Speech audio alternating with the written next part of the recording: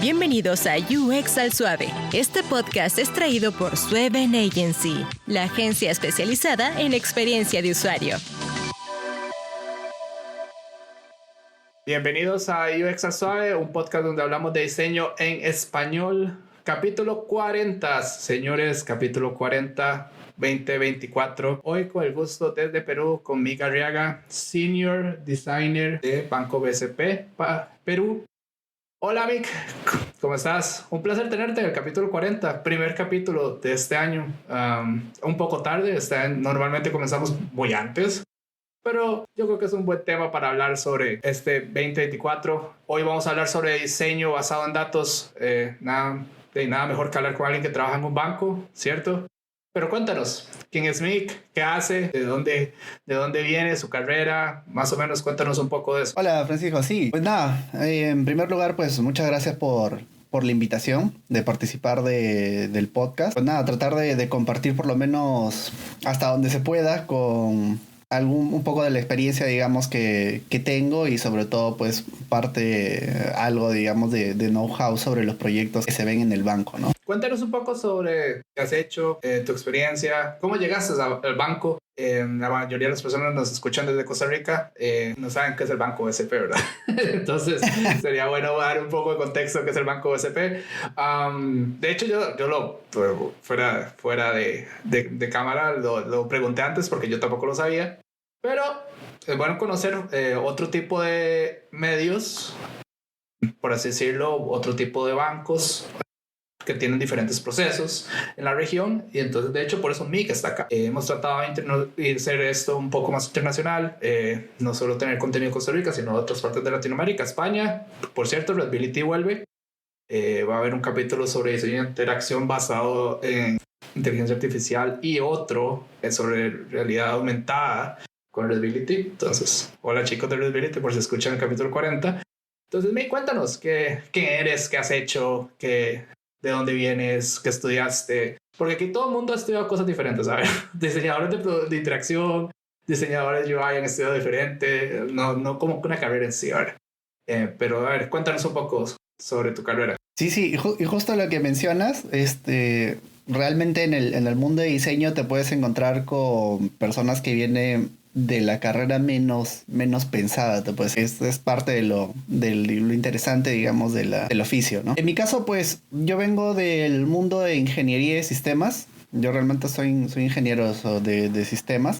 Digamos, mi parte o mis primeros inicios, digamos, profesionalmente van a lo que es el desarrollo de software, netamente. He tenido experiencia, digamos, amplia en el lado técnico, ya que vengo desde el desarrollo de software, paso yo a lo que es también technical lead, acciones. Entonces, digamos, he tenido más o menos un recorrido, digamos, como que estándar, por así decirlo, en el mundo técnico del lado de sistemas. Ya luego, después de unos años de ejercer, digamos, profesionalmente, llevar ciertos proyectos, participar en unas otras compañías, termino encontrando, digamos, el mundo de diseño. Termino encontrando ya con todo lo que vienen a ver temas de innovación, temas de diseño de experiencias, en donde está, digamos, este pensamiento de poner al usuario al medio. Entonces, como ya que me empieza a mover un poco el suelo, me empiezo a meter un poco más en esos temas, y pues hago una migración, digamos, interna, de pasar del mundo de tecnología hacia el mundo de diseño.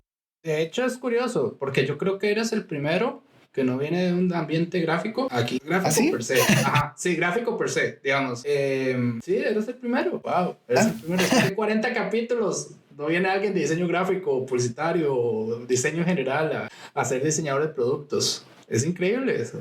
Duramos 40 capítulos en encontrar a uno. Pero es increíble. Esa parte me parece muy interesante.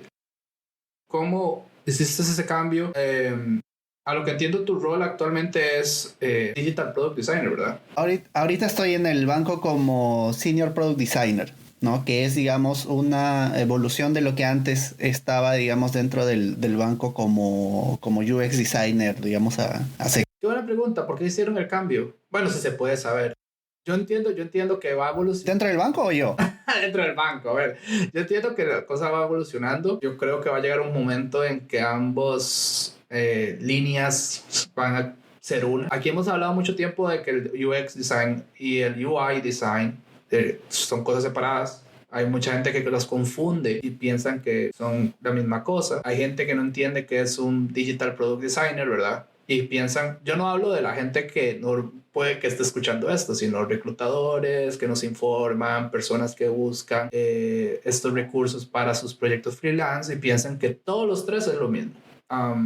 Pero son cosas totalmente diferentes, ¿verdad? Y eso es lo que yo creo que hay que explicar un poco qué es el contexto, ¿verdad? En tu caso, ¿por qué evolucionó? Digamos, porque lo que escucho es que el UX design era primero y después ahora lo cambiaron a ser digital product designer, ¿verdad? No, solamente product designer, así a seca. Sí, aunque internamente hay dos ramas, ¿no? En la rama en la que yo estoy es un poco más técnica, es orientado, digamos, bajo una plataforma que es Salesforce. Entonces, digamos, nosotros tenemos un perfil, digamos, un poco más especializado en el lado más técnico, pero también hay otra vertiente que sí es, digamos, un poco más a productos digitales en general, aunque igual la única diferencia que tenemos entre uno y nosotros es que pues, tenemos la chapita adicional de Salesforce. Lightning, entonces vean, tienen que aprender Lightning. A ver, contexto. Bueno, si quieres lo explicas, ¿qué es Lightning? Yo, por cierto, por cosas de mi trabajo, tuve que aprender qué era Lightning en Salesforce. Y yo creo que los diseñadores que se meten al mundo de los corporativos, como en general corporativos, que van a caer en manos de SAP o de Salesforce, deberían aprender qué es Lightning. Pero, a ver, explícanos qué es Lightning. O yo lo puedo decir, pero me gustaría más que lo explicara a alguien que trabaja de diario con Lightning. Ay, me vuelve a ver con una cara como yo no quiero explicar de mi trabajo a esta hora del día, no quiero, no. Vale. No, pero a ver, si se puede, ¿verdad? Si se puede. No, y lo peor es que yo estoy de vacaciones. No, peor todavía. No, a ver, Lightning es básicamente, digamos, lo que viene a ser el sistema de diseño del mismo Salesforce, ¿no? Que para entenderlo, digamos, de una forma más simple, porque no es tan, digamos, sencillo como como un sistema de diseño cualquiera, es que hay que entender lo que es los conceptos de componentes y objetos internamente dentro de Salesforce. Una vez que ya, digamos, se dominan ese tipo de dos conceptos, ya, digamos, podremos trabajar, digamos, en algún tipo de opciones o ya desarrollos netamente de algún tipo de solución. Cuando me refiero al desarrollo de solución, no es a programar, a picar código, sino que a trabajar directamente en cómo se vería, digamos, un formulario, un flujo de ventas. De hecho, lo que yo creo que también es difícil con Salesforce a nivel diseño, ¿verdad? Es lo específico que es, ¿verdad? Es súper específico. Y si uno se trata de salir de ahí, empiezan los problemas. Voy a agregar un poco a este comentario. Las integraciones de Salesforce, si uno quiere desarrollar algo para la tienda de Salesforce, literalmente, un cliente, lo que sea, le dan un acceso al sistema, bueno, es público, lo pueden visitar, buscan Lightning, Salesforce y lo pueden ver. Entonces tienen que seguir esas reglas para poderlo publicar. Salesforce puede rechazarlo o aprobarlo dependiendo de cuánto, bueno, yo trabajé eso hace 3 años, 4 años, no sé si todavía sigue siendo las mismas reglas, pero lo pueden rechazar o no y se vuelve algo complicado. Entonces ahí es donde entra, ¿verdad?, la cuestión. Pero tu día a día, vos no agregas cosas a Salesforce. Usas Salesforce como herramienta para tu trabajo, ¿cierto? No, o sea, nosotros nos dedicamos a lo que es el diseño, sí, de experiencias, prácticamente es el diseño de soluciones, digamos, o optimización de proceso, pero sí utilizamos los componentes que ya vienen, digamos, de caja. Esto de acá es casi como despertar, digamos, los recuerdos de Vietnam en todo el equipo de Salesforce, porque siempre está esta batalla de qué es caja, qué utilizar de caja, qué nos sirve realmente de caja y qué podemos customizar, ¿no? O sea, crear componentes y todo para poder resolver alguna necesidad a nivel de usuario o dentro de lo que requiera, digamos, dentro del flujo del proceso que estemos automatizando. Entonces, ahí es donde empiezan esas batallas y por eso te mencionaba que nuestro perfil es un poco más técnico, ¿no? Porque estamos casi directamente en contacto con el equipo técnico de desarrollo, arquitectura, tecnología, para que las soluciones que nosotros planteamos a nivel visual, user flow y todo lo demás sean lo más, digamos, tener, digamos, la menor cantidad de rechazo o rebotes de, oye, esto no se puede hacer, acá estás personalizando mucho, mejor utiliza estos componentes de caja. Entonces por ahí empiezan que te decía, los recuerdos de Vietnam, porque claro, siempre es una batalla de, oye, customiza, no podemos customizar tanto la herramienta, porque a veces es restricción del mismo Salesforce o ya, digamos, algunos parámetros internos. Entonces, resumiendo un poco, pues ya podemos entrar al tema principal de hoy. De hecho, diseño basado en datos. De hecho, caímos, pero directo. ¿Cómo toman decisiones? A ver, o cómo es el proceso macro. No tienes que darme detalles, pues me imagino por ser un banco, esto es súper confidencial, pero me imagino que ustedes reciben sugerencias, surveys, aquí hablamos en español, encuestas, ese tipo de cosas, y ustedes deciden, ok, decidimos calificación del 1 al 5, este famoso PCS score, me imagino, o algo así. Pueden utilizar Voice of Customer, como por ejemplo, para tomar decisiones de qué se va a desarrollar, qué van a hacer, qué van a mejorar, o es basado más en el negocio y los datos del negocio, o cómo se mueven ahí, digamos. A mí me gustaría saber eso, porque yo trabajo más en el área, por así decirlo, de manufactura médica ahora, y creo que no tengo los mismos, por así decirlo, problemas que una persona que un banco, que ve gente, que habla con gente todo el día, ¿verdad? Puede tener. Sí, es más, o sea, del lado de nosotros, por ejemplo, es más que nada diseño de sistemas internos. O sea, entonces como que no tenemos mucho,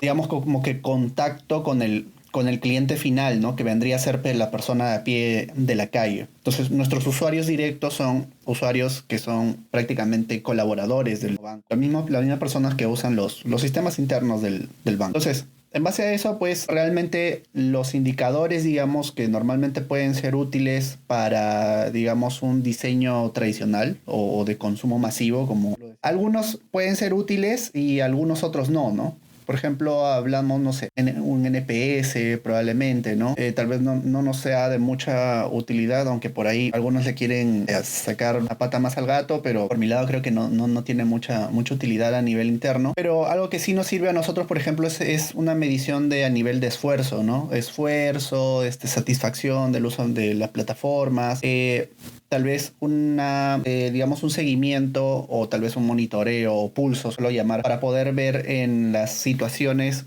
en determinados momentos cuando, por ejemplo, migramos de una plataforma o cuando se migra, por ejemplo, un proceso que está a lo mejor en un sistema antiguo o sistemas legacy, como se llaman, hacia nuevas plataformas como puede ser Salesforce, por ejemplo, ¿no? Un proceso de venta, algún tipo de producto. Entonces, medir, digamos, en esos momentos cuál ha sido, no sé, el de satisfacción con el flujo o con la migración, y hay una variación en el tema del esfuerzo, digamos, en cómo lo hacían antes y cómo lo vienen haciendo ahora. Usabilidad, que ya viene, digamos, de por sí, porque ya es netamente, digamos, algo del diseño pero básicamente son esos algunos de los indicadores que manejamos. Ahora, hay otro tipo de proyectos en los cuales sí, digamos, justo para uno de estos últimos proyectos en los que estoy participando, sí hemos hecho uso no tanto de indicadores de experiencia, porque no era tanto lo que necesitábamos, sino más que nada utilizar todo lo que viene a ser un levantamiento cuantitativo, digamos, de información para poder encontrar ciertos patrones y poder generar alguna estrategia de cómo abarcar un research, por ejemplo, ¿no? Más que nada afectando lo que viene a ser el proceso de investigación, más que, digamos, ir al último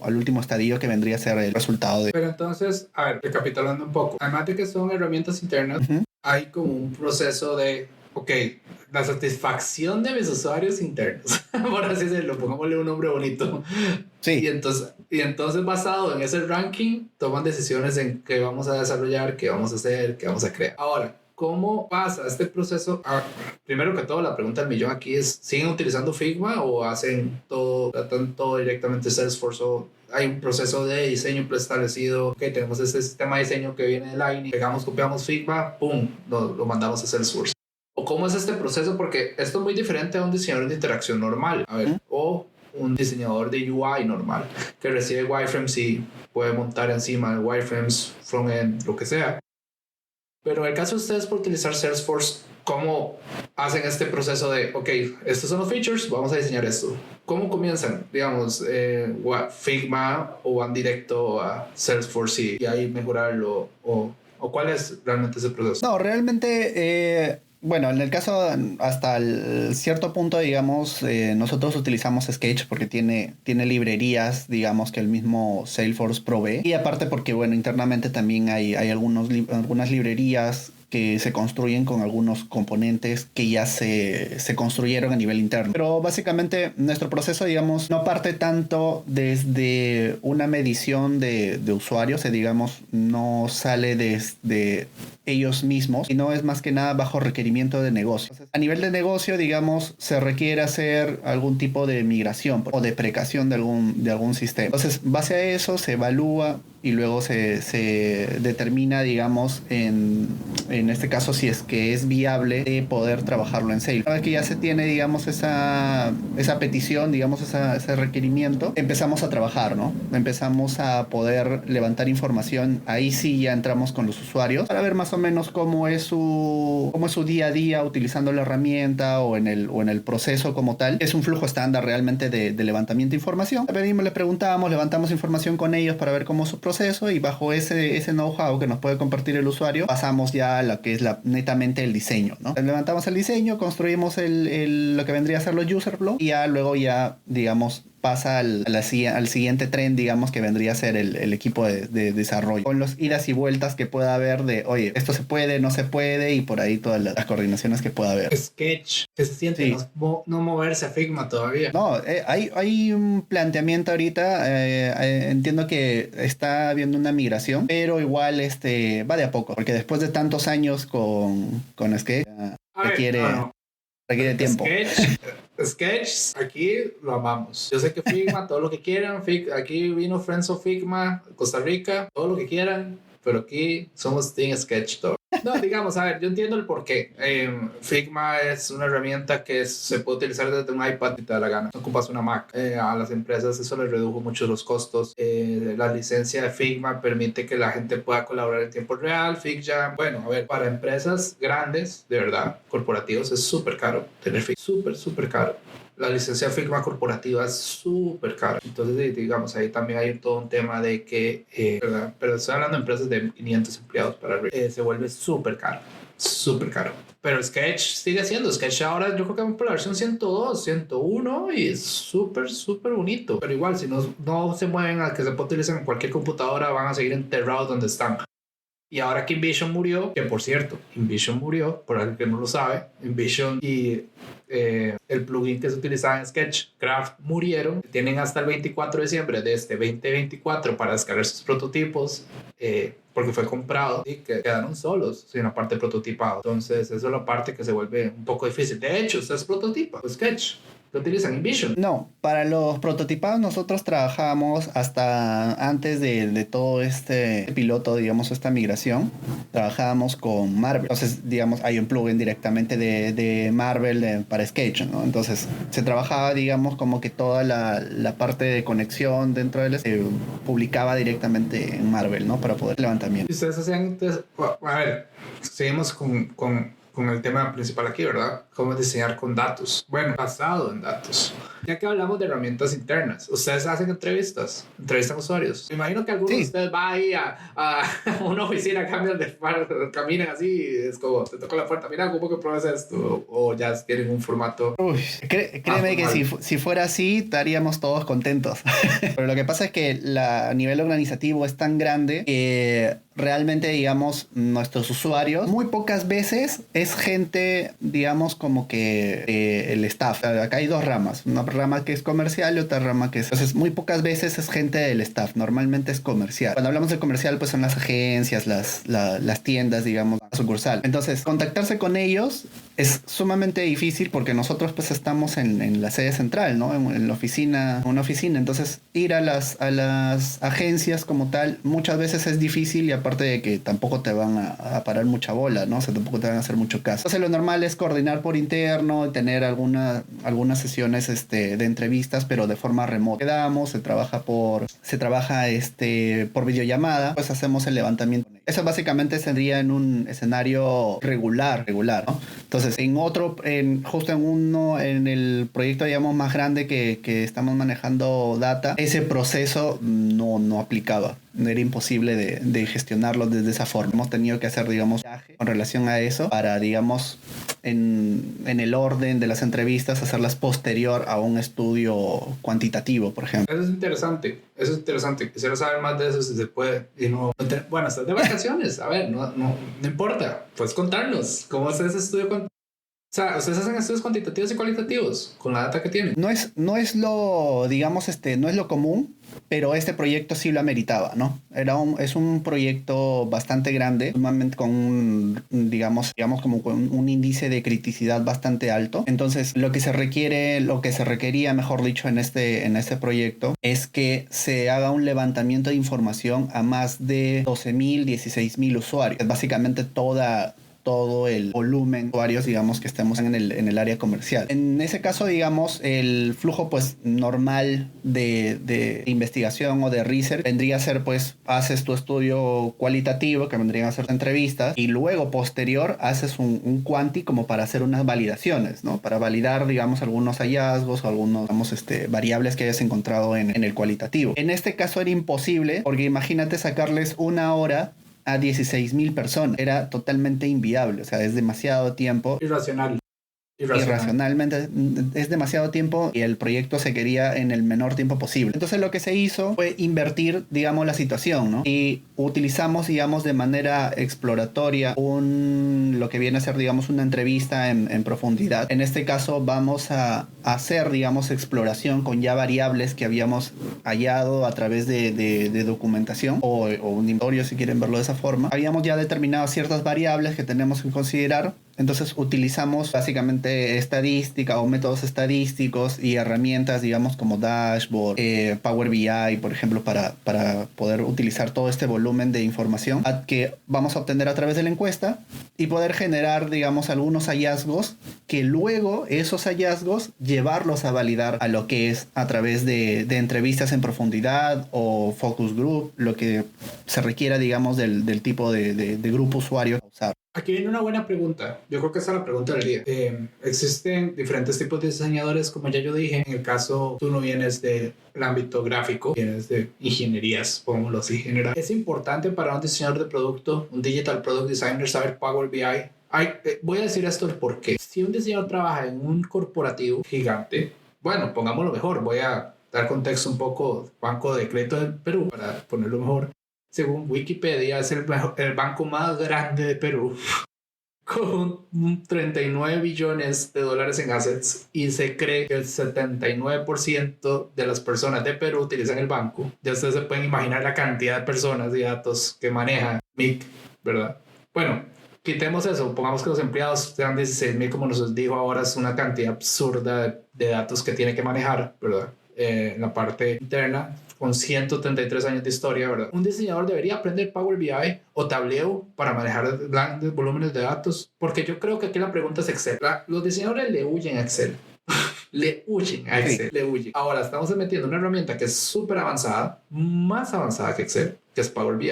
Que de hecho no sé si se puede usar en Mac, yo creo que no se puede. Y Tableau, que también es para datos. Entonces, ¿cómo sería importante si ya los diseñadores tenemos que evolucionar los de interacción, al menos para tabular esa cantidad de datos? Porque no sabemos si va a haber alguien que nos ayude con eso, ¿verdad? Sí, o sea, totalmente de acuerdo, porque, y es más, justo con lo que mencionas, ¿no? De que el Power BI no hay para Mac, es que tuve ese inconveniente, pues, y yo tengo, por ejemplo, soy uno de los pocos a nivel de todo el banco que tiene una asignación de doble computadora, porque precisamente a mí se me tuvo que asignar una computadora en Windows para poder hacer todo el desarrollo del Power BI, ¿no? Esa es la parte curiosa de lo otro es que mi respuesta siempre va a ser depende. Depende mucho del proyecto en el que estés y el enfoque que requiera también el proyecto. Porque realmente no todos los proyectos van a manejar una cantidad, pues, bestial de datos, ¿no? Cuando hablamos de datos, pues hablamos de cada uno, digamos, imagínate una tabla de Excel con cada uno de los campos que tengan, digamos, cada columna que tenga esa tabla es un dato. eso lo multiplicas por la otra variable, que es por la cantidad de filas que pueda tener esa tabla, más otras variables adicionales que vienen a ser los otros campos de otras tablas adicionales con las que tengas que cruzar. Entonces, normalmente no se da ese tipo de escenario porque la data que se maneja a nivel de diseño, pues sobre todo a nivel interno, ¿no? Para diseño para sistemas internos, no es tan grande porque, como te mencionaba, pues va muy acotado a una unidad en específico o un proceso en específico, algo bastante pequeño. A nivel de un diseño de productos masivos, probablemente sí, ¿no? Sí hay más información con la que puedes cruzar y que puedes contrastar, digamos, solicitando información interna tal vez. Pero depende mucho del proyecto. No necesariamente necesitas, o un diseñador necesitaría saber desarrollar, digamos, un dashboard de cero en Power BI, pero por lo menos sí a nivel usuario, porque en algún momento te podrían llegar ese tipo de información y tú ya tener, digamos, el conocimiento elemental a nivel usuario de cómo utilizar un filtro, cómo aplicar un filtro activo, un filtro estático, cómo hacer una acción y todo lo demás, ¿no? Para que puedas, en base a esos datos, saber o aprender, digamos, analizar esa información, aprender a leerla para poder sacar conclusiones o incluso validar o refutar ciertos hallazgos, ¿no? Y no esperar todavía hasta una etapa de entrevista con usuario para que recién ahí te des cuenta de que realmente vale o no vale la pena, digamos, ya esté en un inicio. Es que me quedé pensando porque es muy válida. A ver, ustedes manejan una cantidad absurda de datos, pero tienen que saber. Yo me imagino que todo lo demás que no sea diseño se maneja por Microsoft. Fijo. Me se ríe porque sabe que es verdad. Entonces yo me imaginé que todos los datos, toda esa tabulación de datos los manejan por Power BI. No hay otro camino, digamos. Y es una excelente pregunta porque como los puestos están cambiando con el paso del tiempo, los diseñadores van a tener que aprender nuevas herramientas si quieren trabajar en los corporativos grandes, bancos, manufactura, industrial, finanzas, y saber cómo tabular esos datos va a ser oro. ¿Por qué? Porque cómo van a saber, digamos, encontrar datos de sus clientes / sus usuarios, que pueden ser diferentes, si no saben cómo utilizar Power BI para tabular esa cantidad de datos, ¿verdad?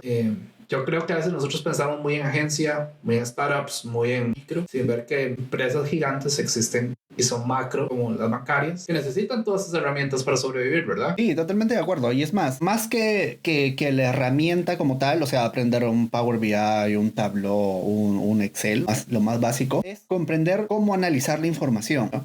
Había algo que, por ejemplo, justo mencionaba mucho o les menciona mucho a compañeros que son parte del equipo que estamos viendo este proyecto. Incluso también ya a nivel del COE también comenté en algún momento que hay que saber diferenciar qué es analizar datos, qué es contabilizar datos, porque son cosas totalmente distintas. La contabilización de datos está inmerso dentro del análisis, pero el análisis no es contabilizar datos. Un ejemplo que les daba es, por ejemplo, contabilizar datos es que tú hagas una prueba de usabilidad con 5, 20 usuarios, 50 usuarios, y que te marquen en el, no sé, en el CES, en el índice de esfuerzo, te marquen todos 5. Entonces, estás diciendo que el 50 usuarios te han marcado 5. O sea, el 100% de tus usuarios te están diciendo que, no sé, la solución que le estás dando es muy difícil. Eso, como tal, no es un análisis de datos per se, porque simplemente estás utilizando una única variable. Cuando tú utilizas una única variable, es una simple contabilización de datos. No hay un análisis de... Cuando realizas un análisis, cuando empiezas a cruzar con otro tipo de variable. En este caso, por ejemplo, en este ejemplo estás midiendo lo que es el índice de esfuerzo. Pues podrías añadirle una variable de, por ejemplo, no sé,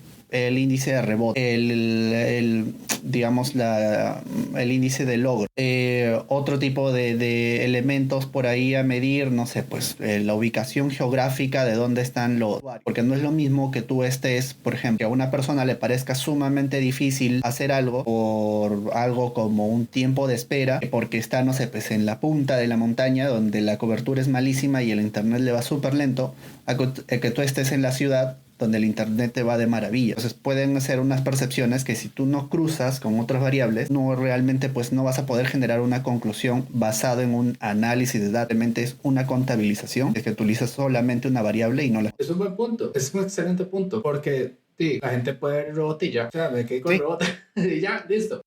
Tengo un rebote, no tengo la más remota idea por qué está pasando, voy a cambiar el banner del home, voy a cambiar tus menús, listo. No sé si es que es porque las personas que la mayoría que accesan no tienen recepción y mi sitio carga súper lento, entonces se quedan sin datos porque viven en la montaña. Ese contexto yo creo que es lo que a los diseñadores les falta. UX al SOA normalmente, súper dato aquí del capítulo 40 con Mick. Me gusta cómo suena, vos sabes. A mí también. Sí, suena muy bien, ¿verdad?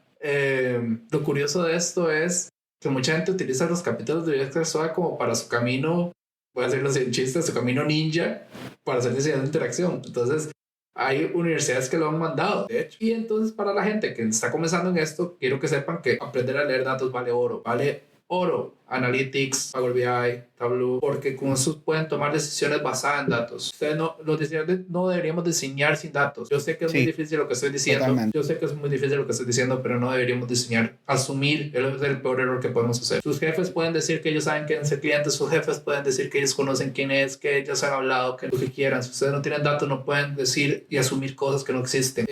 Experiencia en área médica, yo les puedo decir que en mi caso puede costar vidas, sencillo. Puede costar que una enfermera no encuentre un manual de procedimiento que está buscando sobre un dispositivo médico. Duró un minuto más y no salva una vida. Es un perfecto ejemplo. Entonces, ese tipo de decisiones se tienen que tomar basadas en datos. Y esto es el capítulo de hoy, diseño basado en datos. Porque de hecho, curiosamente, con Luis Murillo, no me acuerdo el número, hablamos ya de diseñar para bancos, pero yo el capítulo hoy no quería diseñar para entes financieros, pero yo no quería que el capítulo hoy se basara en eso, sino se basara en este tipo de cosas. Yo sabía que Mick venía de un banco gigante y como un banco gigante yo quería saber cómo es que diseñaban basado en datos, y ese es el perfecto ejemplo. Estas decisiones se tienen que tomar así. Y ya escucharon que a Mick le dieron 2 computadoras porque Power BI no corre en Mac.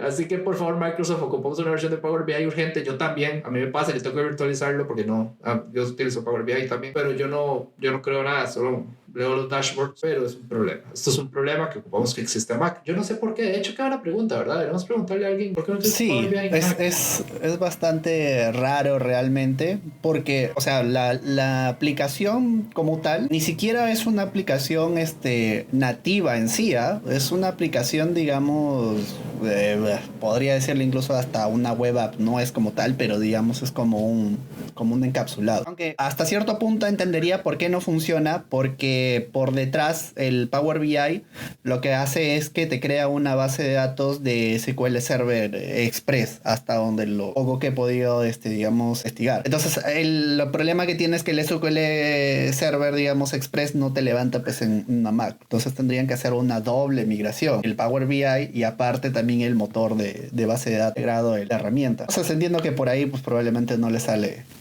tan rentable. Sí, bueno, sí, en realidad sí. No debe ser un alto porcentaje de usuarios de Mac que necesiten usar Power BI, ¿verdad? Tampoco para que Microsoft haga ese super gasto. Sí, normalmente pues la Mac está más orientada a un entorno más gráfico, pues, ¿no? Sí, de hecho sí. Ellos mismos utilizan Mac. Microsoft utiliza Figma para diseñar. Aquí en Costa Rica está un equipo de diseño. Saludos. Varias personas de ese equipo han venido aquí. No puedo decir hay que preguntarles por qué no tienen el Power BI en la Mac. No, en serio. Han pasado, lo curioso es que como esto se hace cada año, ya esto inició en pandemia. Yo inició en pandemia. Hay personas que cambiaron de trabajo y ahora trabajan en Microsoft. Entonces, por eso yo sé que usan Figma. Bueno, nosotros también, pronto. Yo no tengo ningún problema que sigamos utilizando Sketch. Sketch, si nos escuchan, que nos paguen el patrocinio de esto, sería genial, pero yo no tengo ningún problema en seguir utilizando Sketch. De hecho, yo he pasado por todos. Yo he pasado por Adobe XD, Sketch, Figma, Photoshop, todos. Mind, Azure.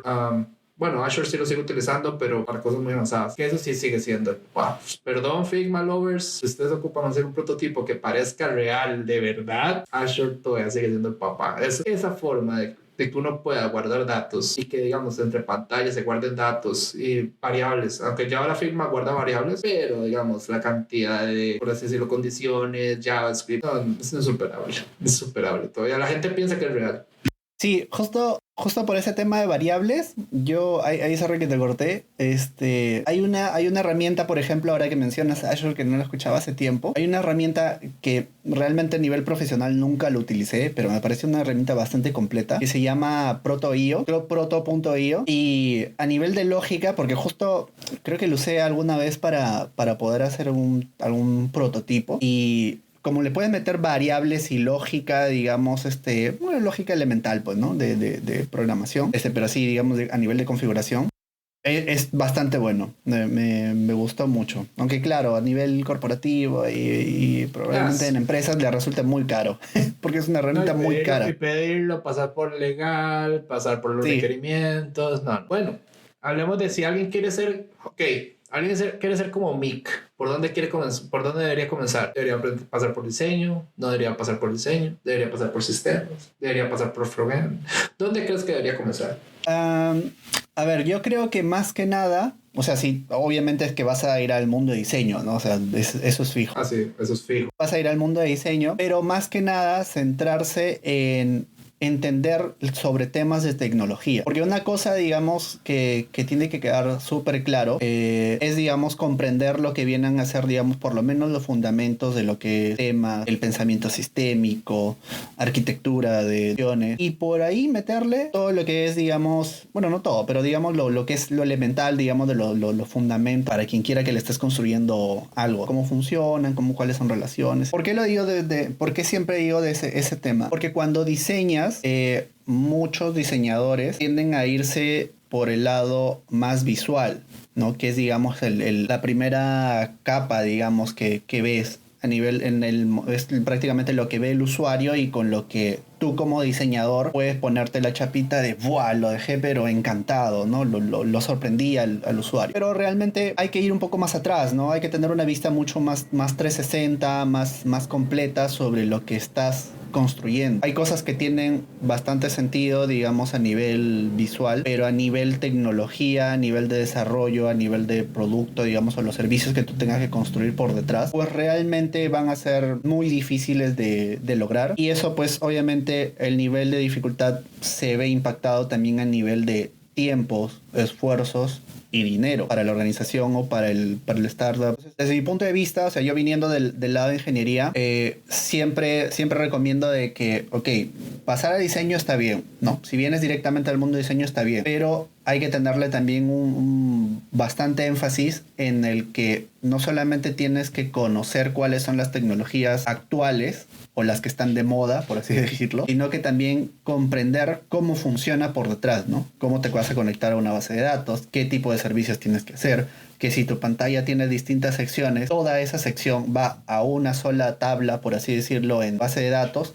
o son distintas tablas. Cada tabla implicaría tal vez una conexión, o distintos servicios con terceros, con un Facebook. Todo eso tienes que tener que considerarlo, digamos, dentro del diseño para que la solución pues sea lo más robusta posible, ¿no? Sobre todo en temas de falla, porque no es lo mismo conexión a una sola cosa que conexión a 4 cosas, porque alguna de las 4 pueden fallar, ¿no? Entonces es bastante importante, digamos, como que siempre muevo de que es bastante importante ese entendimiento de la parte de... No, y súper bien. De hecho, agregando a esto, yo puse en Instagram de UX al Suave. Los Digital Product Designers B2C, digamos, Business to Corporate, Business to Consumer, o sea, el negocio al consumidor, deberían saber Power BI como pregunta. Entonces, bueno, como yo lo pongo como si no estuviera grabando en este momento, ¿verdad? Y no esperaba que nadie respondiera, pero hay una respuesta que me llamó la atención. No voy a quemar a la persona. Fran, ¿cómo estás? ¿Todo bien? Si estás en vivo, yo quiero decirte una cosa. Creo que sí y no. Depende del contexto. Porque lo que estás preguntando es que sea consumidor final. Puede ser retail. Y en retail deberían de saber Power BI. Una persona que trabaje, por ejemplo, para una tienda como Zara o para una tienda super mega tienda como La Gloria o para una tienda pequeña debería saber Power BI. Porque los datos de cómo es la satisfacción del cliente como diseñador de interacción, la única forma de saberlos es mediante herramientas de adquisición de datos y que podamos tabular esos datos y no usar un pinche Excel. Por razón, sobre todo con lo último. Sí, yo no pienso use business to business porque ya es más... depende de compañía, depende de un montón de cosas, ya es otro mundo y depende, pero yo siento que es cierto, si vos trabajas en una empresa grande de retail o trabajas en una empresa muy grande que su consumidor final es B2C, es muy válido, muy buena respuesta, porque no se debería manejar Excel. Sí, porque, a ver, el Excel está bien, está bien, eso es potente, pero tienes también sus limitaciones, porque una cosa es por ejemplo, en Excel la forma de trabajo es en base a tabulación, a que son estas rejillas de los Excel, las hojas, ¿no? A nivel de hoja. En cambio, en Power BI, no, en Power BI se trabaja en base a modelos de datos. Y es ahí lo que te mencionaba sobre conocimientos por lo menos básicos de estructura de datos, base de datos, relaciones, tablas. Los manejos son distintos, te ayuda, sí, pero el Excel tiene también sus limitaciones hasta cierto. Ahora sí, yo como nunca le digo a la gente a qué viene, ¿verdad? y nunca les mando el guión, ¿verdad? Para la gente que no sabe, yo Excel SOA se grabaría, se edita, pero no hay un guión.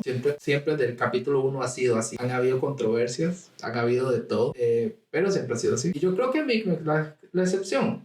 Porque si nunca ha escuchado el final, ¿verdad? Se va a dar cuenta que la pregunta del final es ¿cuál es tu peor error y por qué? Tengo una infinidad de ejemplos, pero en el caso tuyo es muy diferente porque no venís de diseño. Entonces quisiera saber cuál es tu peor error y por qué. Mi peor error. Peor error. Wireframe, yo tengo ejemplos de wireframe de gente... Ok, dale, todo tuyo. Ya sé. No, yo ya la tengo claro. Y esto viene desde mi background, porque para justificar un poco el motivo, ¿no? Mi peor error probablemente, que obviamente lucho constantemente para mejorar, es que muchas veces pues obviamente al tener ese know-how de tecnología pues me puedo obviar algunas reuniones por lo menos con la gente de tecnología, ¿no? Y avanzar mucho más rápido. El error con eso es que claro, yo puedo conocer hasta cierto punto, pero también obviamente la especialidad son las de ellos. Entonces hay algunas veces en las que sí, digamos, he pecado de un tema de avanzar y pues no he terminado consultando. Obviamente ya pues se ha terminado resolviendo en posteriores. Pero ¿a qué iba yo con la justificación? Es que precisamente en el mundo de tecnología, hasta cierto punto, digamos, en carrera, nos entrenan, digamos, para tener ese grado de que nada, yo ya lo hice y así como está bien. Entonces, digamos como que ese error, digamos, asumido viene muchas veces viene, digamos, un poco del background. Esa pelea ahí entre el ángel y el demonio de tecnología y diseño. El bien y el mal. Sí. Aunque ahora ya no soy casi ni del lado oscuro ni del lado blanco, ¿ah? Ahorita soy prácticamente un Jedi gris. Estoy ahí al medio de los dos. Yo te dije, yo creo que lo que está pasando ahora en el mercado es que los puestos, por esta recesión absurda que hay de puestos, van a evolucionar a esto. Yo siento mucho por los juniors que están comenzando en diseño de experiencia de usuario, diseño UX, UI, digital product designers en este momento, porque está difícil, muy difícil. Y es eso, o sea, la calidad... y este espacio es para eso, para que aprendan que tienen que aprender. De hecho, los errores es para que ustedes no los cometan. Sí, totalmente. Es por eso, para que ustedes no hagan las estupideces que hacemos nosotros. Bueno, yo nunca he dicho el mío. Yo creo que eso va a ser para el capítulo 50. Pero han habido de todo. Gente que hace wireframes y no se los pagan. Gente que diseña algo que no se los paga. Gente que se le olvidó agregar al cliente en los diseños. Digamos, diseñaron algo y se les olvidó el logo del cliente. Hacerlo sin investigación. Aceptar, por ejemplo, basado en el capítulo de hoy, diseñar algo sin datos. Y entonces no me acuerdo qué capítulo era diseñar algo que era para A y terminó siendo para B y al final no funcionó. Todo por el amor al dinero, ¿verdad? Pero esas son cosas que uno aprende a la mala. Y esas son las situaciones que se hace uno más fuerte, digámoslo así, ¿verdad? Pero esa es la idea, aprender de nuestros errores, bueno, de los nuestros más que todo. Vic, muchísimas gracias por estar aquí hoy. ¿Ves? Te dije, se te iba a ir rapidísimo. Poesía, se ha pasado ahí volando y las cosas todavía que quedan ahí todo el mundo sobre el se tintero. estresa, nadie se da cuenta, pero ya pasó una hora. Muchísimas gracias. Esta es tu casa, las puertas están abiertas cuando quieras venir a hablar de cualquier tema relacionado a diseño de experiencia de usuario, diseño de interacción, diseño en general. Esta es tu casa, las puertas están abiertas cuando quieras venir.